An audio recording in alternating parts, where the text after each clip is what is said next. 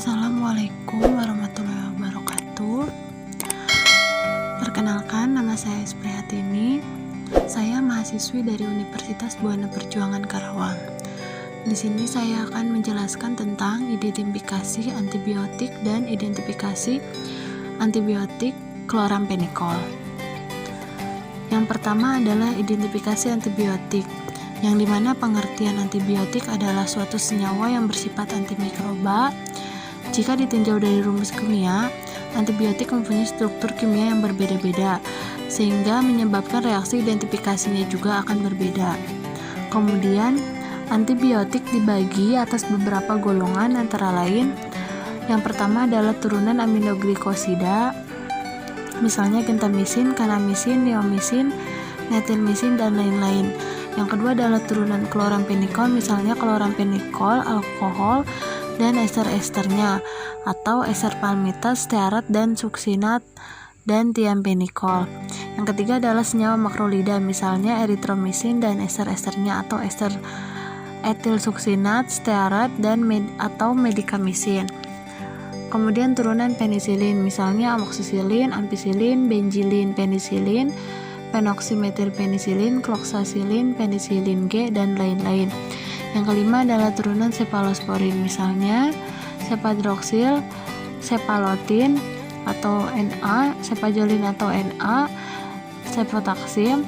Yang keenam adalah turunan tetrasiklin, misalnya klortetrasiklin, oksitetrasiklin, tetrasikil dalam HCl atau fosfat kompleks, dan lain-lain.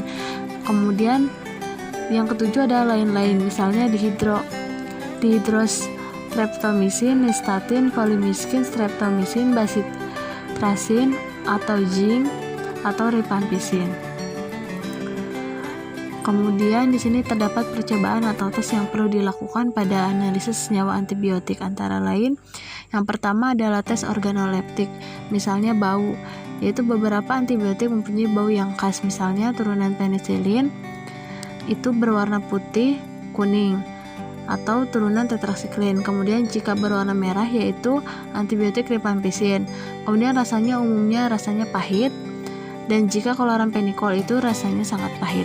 Untuk uji kelarutan yaitu sebagian larut dalam air, terutama yang berada dalam bentuk gram, atau dengan basa ataupun dengan asam. Yang ketiga adalah tes nyala, yang dimana tesnya itu menggunakan tes Beristain untuk garam halogenida atau mengandung halogen. Kemudian tes nyala nikrom untuk garam kalium atau natrium.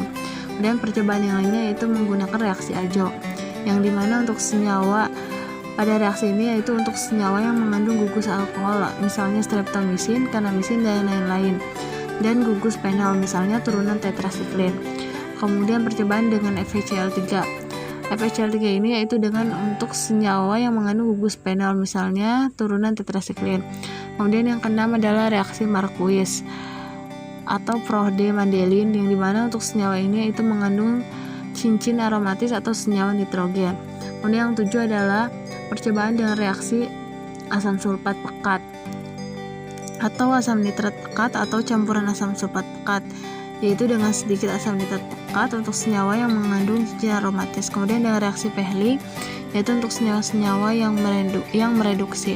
Kemudian jika dengan percobaan dengan reaksi dengan asam kromotropat dan asam sulfat pekat yaitu untuk senyawa penisilin. Caranya adalah dengan dalam tabung reaksi memasukkan 2 mg penisilin, kemudian menambahkan 2 mg natrium kromotropat dan 2 ml asam sulfat pekat, kemudian memanaskannya dalam penanas air sehingga akan terbentuk warna yang berbeda untuk tiap senyawa dan tergantung pada lama pemanasannya. Kemudian yang ke-10 adalah reaksi dengan pembentukan asam hidroksamat, yaitu reaksinya ini adalah untuk turunan penisilin. Kemudian untuk reaksi Sakaguchi yaitu untuk senyawa-senyawa yang mengandung gugus guanidin. Kemudian untuk reaksi maltol yaitu untuk senyawa streptomisin dan dihidrostreptomisin. Kemudian untuk reaksi kristal yaitu untuk aseton air atau untuk yang tidak larut dalam air. Di sini saya akan menjelaskan golongan antibiotik, yaitu adalah antibiotik chloramphenicol atau nama lainnya adalah chemisetin atau chloramisetin. Di sini terdapat struktur senyawanya, kemudian pemberian chloramphenicol yaitu serbuk putih sampai putih, keabuan atau kristal putih keuningan yang berbentuk jarum dan mempunyai rasa sangat pahit. Untuk kelarutannya sendiri adalah larut dalam 400 bagian air, 2,5 bagian etanol, 7 bagian propilin glikol, larut dalam aseton, dan sangat sukar larut dalam ether. Untuk identifikasi klorampenikol ini sendiri yaitu dengan menggunakan tes Bailey-Stein positif, kemudian dipanaskan dengan 2 ml spiritus KOH di atas penangkas air selama 15 menit, kemudian saring filtrat memberi tes terhadap Cl positif atau dengan larutan endapan putih AgNO3, kemudian direduksi dengan ZN dan H2SO4 encer atau HCl encer sehingga tes terhadap amin primer aromatis positif. Kemudian jika dengan penambahan 3 tetes HCl encer dan 3 tetes NaNO2 10% dan 5 tetes larutan beta naftol atau 10 mg dalam 5 ml NaOH 15% sehingga akan menghasilkan warna merah jingga.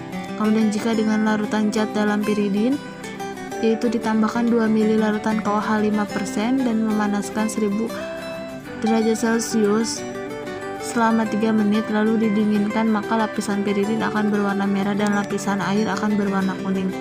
Kemudian jika dengan kristal yaitu dengan aseton ditambah air alkohol ditambah air.